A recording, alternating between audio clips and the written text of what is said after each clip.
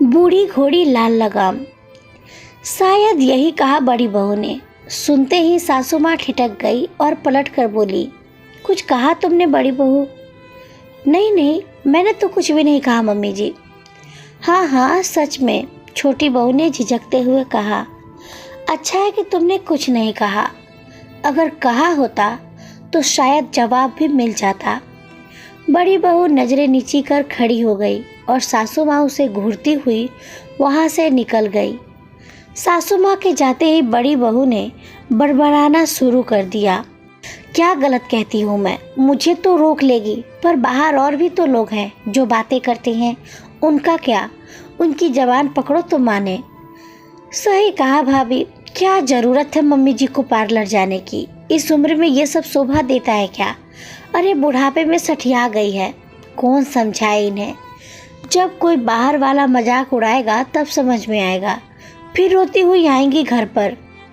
हाँ हमें क्या, इन्हें खुद का मजाक उड़ाने की लगी है तो शौक से उड़ाए, हम तो खुश हैं अपनी ज़िंदगी में। वैसे भी किसे फर्क पड़ता है, पापा जी तो कुछ कहते नहीं, और इस उम्र में कौन सा पापा जी निहार रहे हैं उन्हें, जो इतना सज धज कर तैयार हो रही है। ये तो है भाभी, दिया बुझने से पहले फड़फड़ाता है ना, वही हालत इंसान की बुढ़ापे में हो जाती है।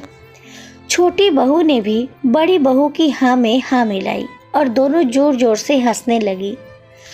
दरअसल बात यह थी कि मधु जी के पति सोमेश जी का आज 70वां जन्मदिन था, जिसे वे धूमधाम से न मनाकर सिर्फ अपनी पत्नी के साथ मनाना चाहते थे। इसके लिए उन्होंने एक रेस्टोरेंट में टेबल भी बुक कर ली थी।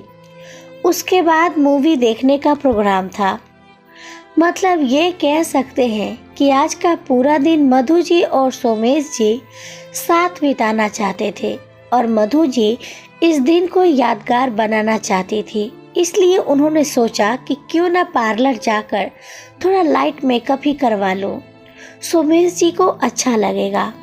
बस यही सोचकर वे पार्लर निकल गई और यही बात दोनों बहुओं को खटक रही थी कि देखो तो मम्मी जी और पापा जी बुढ़ापे में कैसे गुल खिला रहे हैं।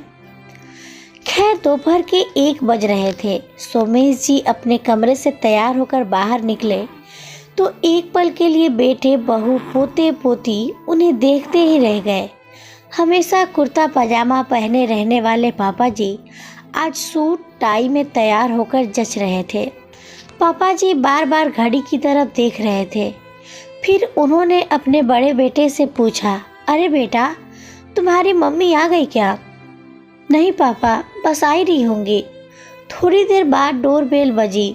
बड़ी बहू ने जाकर दरवाज़ा खोला तो मम्मी जी को देखकर एक टक निहारती ही रह गई।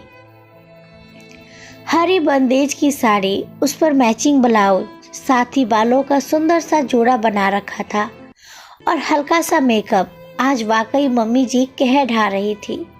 सोमेश जी तो मधु जी को निहारते ही रह गए।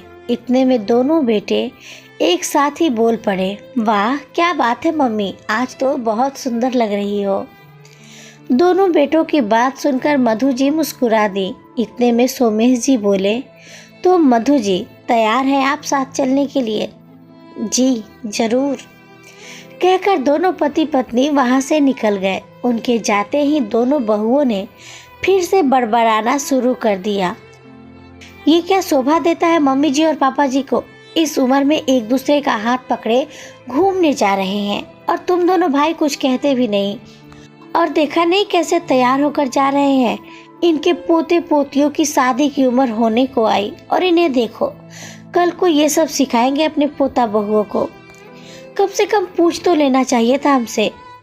क्यों, इसमें गलत क्या है? मम्मी और पापा दोनों पति पत्नी हैं, एक दूसरे के साथ समय बिताना उनका हक है। इसके लिए भला किसी की इजाज़त की क्या ज़रूरत है? और रही बात उम्र की, तो उम्र का क्या है, वो तो सिर्फ एक अंक है। उम्र के साथ क्या भावनाएं बदल जाती है। तुम लोगों के हिसाब से तो कल को हम लोग पति पत्नी ही नहीं रहेंगे और हमारे बेटे बहू डिसाइड करेंगे कि हमें क्या करना है और क्या नहीं। दोनों भाइयों ने एक साथ सुर मिलाकर कहा। जब बात खुद पर आई तो दोनों बहुएं एक बार सोचने को मजबूर हो गई कि गलत तो कुछ भी नहीं है। आखिर पति पत्नी का रिश्ता तो उम्र के साथ प्रगाढ़ होता है, तो उसे उम्र के बंधन में बांधने की क्या जरूरत है।